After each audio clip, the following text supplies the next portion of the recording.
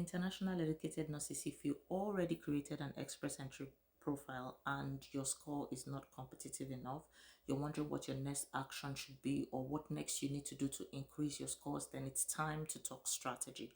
In the last episode, we talked about terms that you need to understand to create an express entry profile. Today, we're digging deeper and we are talking provincial nominee program and how nurses can strategically align themselves.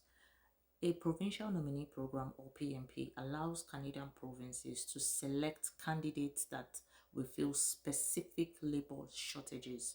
That's what the provincial nominee program is, because provinces are looking to fill specific skills. Now, there are two types of provincial nominee programs that you need to understand.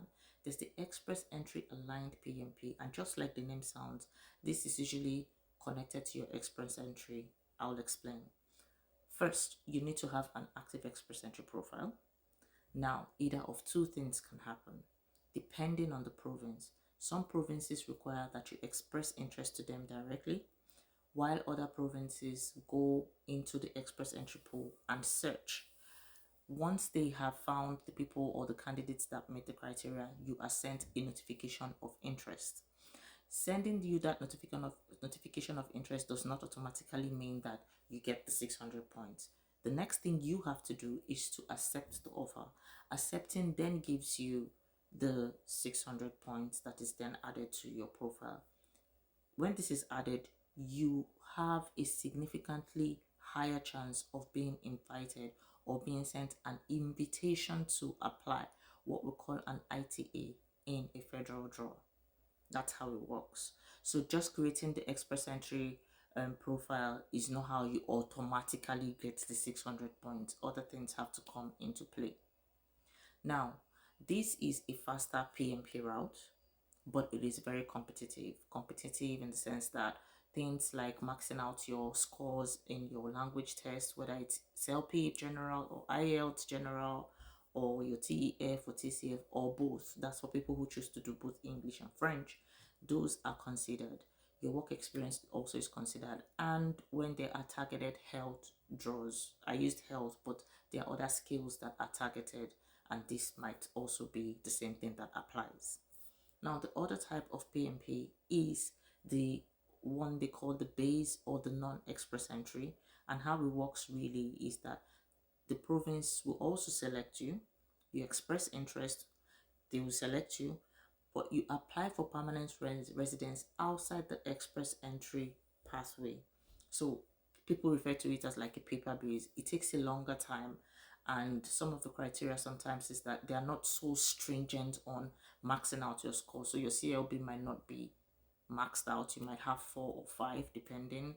It might also be like a skilled kind of occupation that they're looking for. I'm talking maybe like plumbers or chef, or those kind of things. Okay, now this takes a longer time, but it is still a valid pathway. So that's why I wanted to explain to you. So it might be health, it might not be health, but there's also a different way that it works. But the bottom line is that the express entry aligned PNP works faster, and the other one does not work as fast, but you would still get the end goal, which is the same for everybody. So it depends on what you're applying for. Now, the mistake that I believe that international educated nurses make is that they create the express entry profile and just leave it to chance. You are waiting for things to happen, but you have to move with strategy. If not, you might be sitting there for a very long time. And I use the word might because sometimes IRCC can decide to reduce the score and call it a draw. But that happens, let me say, 1 in 10,000 times. Point is, it is not something that happens all the time. So if you're going to sit down and just leave things to chance, you might be in the pool for a long time. That profile might end up expiring, because remember, it's valid for a year and then you have to create another one. These are the periods that you could have used to strategically improve your chances. Now, how do you increase your chances from everything that I've been saying, especially for international educated nurses? Certain things are very, very key. Aside from maxing out your score, you also have to make sure that you're paying attention to trends that are happening, what provinces seem to be, calling for draws, what provinces have their rural areas open for healthcare workers, those kind of situations, and what provinces are doing these draws.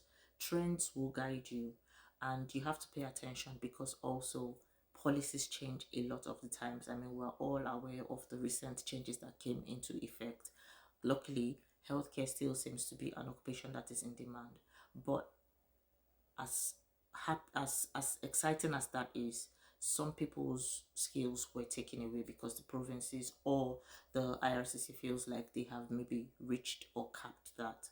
One thing that you cannot take away is that French is still something that they seem to be paying attention to. I personally do not know how to speak French. I do not know how easy it is to learn how to speak French, but if it is an option that you are left with, then maybe you should explore that option. Okay, these are some of the things that you need to pay attention to for provincial nominee programs, and also make sure that you are paying attention to what's going on. The other thing that I want to mention, like in the last episode, I mentioned to you in the tail end that whatever it is you're doing in terms of creating a profile, resist the urge to falsify any information, right? The next thing I want to talk about here today as I round up is pay attention to the fact that you are not burning your bridges. As much as possible, do not burn your bridges. Why do I say that? Because as you apply for your express entry or provincial nominee or whatever it is you're applying for, there comes a time when you need a job reference. So do not burn your bridges at your previous employment if it is within your control. I know that sometimes there's certain things you cannot control, but if it is within your control, do not burn your bridges because you still need to go back to these people to give you a reference, and the references have certain criteria.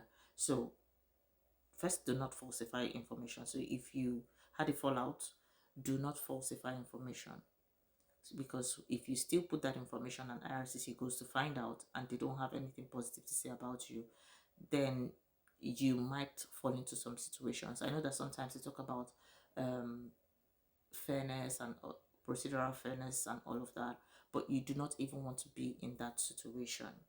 The other thing that I want to say is for international educated nurses, ensure that you are. The other thing that I also wanted to mention, because I've had this question asked a few times, ensure that when you apply and maybe your company does not exist anymore, but you have a work history and you have worked there, there is something called a letter of explanation or an LOE. Ensure LOE.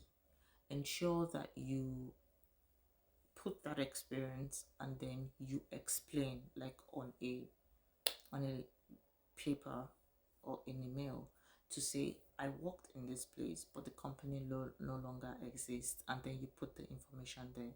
You might not be able to provide the letter-headed proof, but putting that there, can help, and then they can do their research and all that. So these are the things that I need you to consider, and I hope that this has helped. I will see you in the next episode.